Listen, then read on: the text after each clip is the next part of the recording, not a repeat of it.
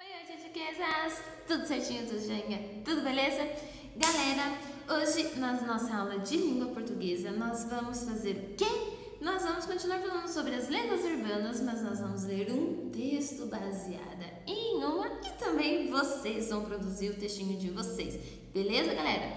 Só que antes, pessoal, vamos rapidinho lá corrigir os exercícios lá da última aula. O que nós vimos lá na última aula, galera? Nós vimos sobre o infográfico, lembram disso? Então, lá na página 46 e 47 tinha alguns exercícios ali para vocês responderem sobre ele. Então, lá na 46 era para vocês responderem o exercício 2. Então, vejam lá comigo. Nós temos ali aquele trechinho do texto, certo?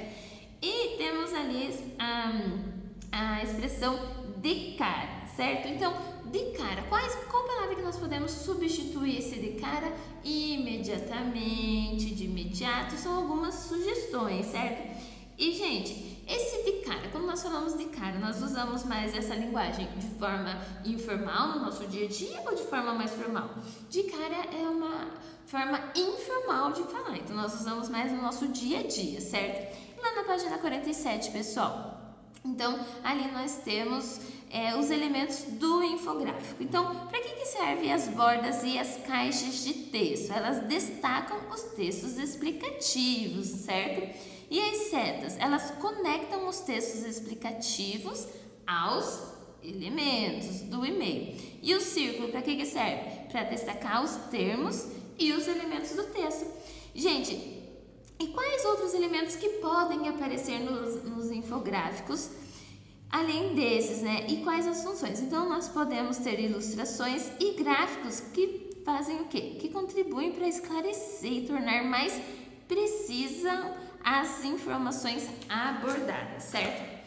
Bom, então agora, pessoal, que nós já falamos, já corrigimos ali, vamos falar sobre a nossa proposta de hoje, certo? Então, nós vamos ler um texto, um conto baseado numa lenda urbana, tá? Antes de nós lermos conversarmos sobre o conto, porque vocês aí em casa já leram, certo?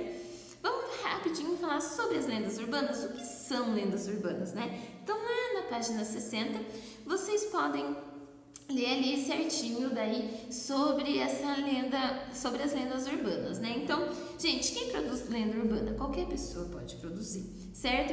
Por quê? É uma história que ela é falada, né? Oralmente, ela é passada oralmente de pessoa para pessoa. Nós não temos a data definida, não temos uma pessoa específica, certo? Então, nós não sabemos se é uma história real ou não. E já ouviram falar aquela expressão assim, quem conta um conto aumenta um ponto? É mais ou menos isso, né, pessoal? Por quê? Porque ela vai sendo falada de pessoa para pessoa e a gente nunca sabe se aquilo que a pessoa está contando é história original, né? Porque foi passando de pessoa a pessoa e cada pessoa mudou alguma coisinha ali, tá? Gente, por que se produz as lendas urbanas? Então, há vários acontecimentos que as pessoas não sabem explicar, certo? Por exemplo, o desaparecimento de pessoas, né? Como é o caso do conto que nós vamos ler ali. Por isso, então, a lenda urbana, certo? Então, as pessoas não sabem o que aconteceu com aquela pessoa que desapareceu, então surgem essas lendas para dar explicação. E também, gente, para causar algum medinho ali, né? Principalmente nas crianças. Então, vejam só, quem nunca ouviu falar do Homem do Saco, né? Que é ali sobre o conto que nós vamos ler. Por que surge essa lenda, né? Quem nunca ouviu a mãe falar assim, não fale com pessoas estranhas, não vai na rua, porque senão o Homem do Saco vai lá e te leva embora, né? Alguma coisa assim, vocês já devem ter ouvido falar. Por quê, gente? É justamente para quê? Para causar esse medo, para que a criança não vá lá, não vá pra rua ou não converse com pessoas estranhas, certo? E, gente, qual é o público-alvo? O público-alvo, então, é quem gosta de lenda urbana. E atualmente, então, pessoal, as lendas urbanas vêm sendo escritas, vêm sendo gravadas, certo? Então, elas não têm ficado só nessa fala, né, passada de pessoa para pessoa. Então elas também estão sendo registradas, certo? Bom, então agora vamos lá no texto da página 52. Vocês já leram? Então o texto lá, o homem do saco. O conto, gente, se baseou nessa lenda urbana, tá? Então, ali a autora, a Ana Cláudia Ramos, que nós já vimos um conto dela também, sobre a gangue do palhaço, lá no início do capítulo, lembram? Então, ela pegou esse conto e ela inventou uma história em cima disso. Então, ela deu mais detalhes, ela escreveu outros acontecimentos, ela colocou personagens ali, tudo pra quê? Vejam só. Quando vocês leram, vocês não ficaram com a impressão de que essa história é real? Será que ela é real ou será que ela não é?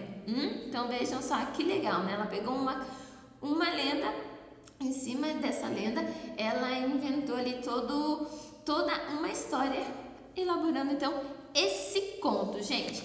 E aí, galerinha, o que vocês acham? Vocês acham mesmo que aquilo aconteceu? Aquilo o quê, prof? Então, vamos relembrar como que é a história. Então, ali na cidade houve o quê? O desaparecimento do Carlinhos, certo? Então, ninguém sabe o que aconteceu com ele e as crianças ali da vizinhança dele, os amigos dele, viram a polícia, já começaram, não sabia o que estava acontecendo, certo? Então daí já teve gente falando que o que aconteceu? Que o homem do saco pegou o Carlinhos e levou embora. Então as crianças já começaram a ficar desconfiadas, até que elas viram um dia um homem com um saco, certo? E o que tinha naquele saco, pessoal? O que aconteceu? Elas ouviram um choro vindo do saco. Mas será que era um choro vindo do saco mesmo, hein? O que vocês acham? E o que tinha nesse saco, hein, galera? O que vocês acham? Vocês acham que foi aquele homem mesmo que pegou o Carlinhos, que raptou? Será que era o Carlinhos que estava lá dentro daquele saco? Hein? Me digam, hein, pessoal? O que vocês acharam dessa história? Então, gente, ali na página 54 tem algumas perguntinhas que vão ajudá-los a interpretar melhor essa história, tá? E na página 55 também. E vejam o que nós temos lá na página 55. Vou ajudá-los, ok? Nós temos ali, então, aqueles elementos do infográfico, certo? Então, nós temos desaparecimento de Carlinhos, raptado pelo homem do saco, homem surge no bairro, choro de criança no saco e ossos e restos de comida. Então, o que vocês vão ter que fazer? Vocês vão ter que ver ali quais daqueles que apresentam o quê? O acontecimento que inspirou a história. Então, quais daqueles que inspirou a lenda ali? O desaparecimento de Carlinhos, raptado pelo homem de saco, o homem surge no bairro, qual deles? E a lenda urbana que foi relacionada ao acontecimento, qual que foi, gente? Raptado pelo homem de saco, o desaparecimento de Carlinhos e as pistas. Quais deles ali que mostram as pistas que pode explicar melhor o que aconteceu? Então, raptado pelo homem de saco, homem que surge no bairro, choro de criança, tá? Então vejam ali e depois vocês vão ter que ver, na opinião de vocês, qual pista que torna a história urbana ali, a lenda urbana mais convincente, tá, pessoal? Afinal de contas, aquele conto, ele tornou a história mais convincente ainda do que a lenda urbana ou ficou meio assim, ai, nada a ver, dá pra ver que é fantasia pura? O que vocês acham? Bom, então agora, pessoal, que nós já vimos o conto, certo? Ali as questões do conto, eu vou propor pra vocês escreverem o conto de vocês.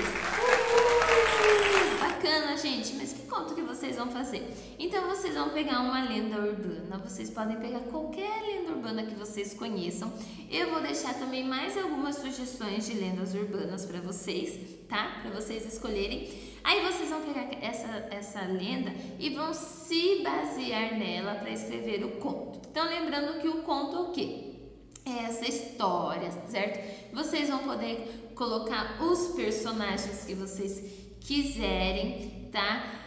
vão poder colocar mais detalhes ainda nessa história, certo? Porque lembrando que as lendas urbanas nem sempre elas trazem tantos detalhes como o Homem do Saco, né, gente? Então veja que o Homem do Saco era só aquela história que a gente viu que é aquele homem que fica andando com um saco e ele pega crianças. E vejam que o conto, olha só toda aquela história que apareceu das crianças tentando investigar, tentando descobrir o que aconteceu com Carlinhos e ficando desconfiadas ali quando aquele homem apareceu, tá? Então, vocês vão fazer algo semelhante, mas vocês vão usar a criatividade de vocês. Então, gente, como eu falei, o conto, certo? Ele vai trazer mais elementos do que nós temos lá na lenda urbana. Então, vocês vão ter que ver lá o tipo de narrador que vocês querem, se é o narrador em primeira pessoa, o narrador em terceira pessoa. Vamos se lembrar o que é?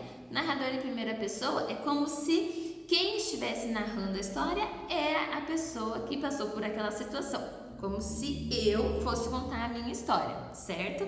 E em terceira pessoa é como se outra pessoa estivesse contando a história que aconteceu com alguém. Então é como se, deixa eu ver, como se o João estivesse contando a minha história, tá?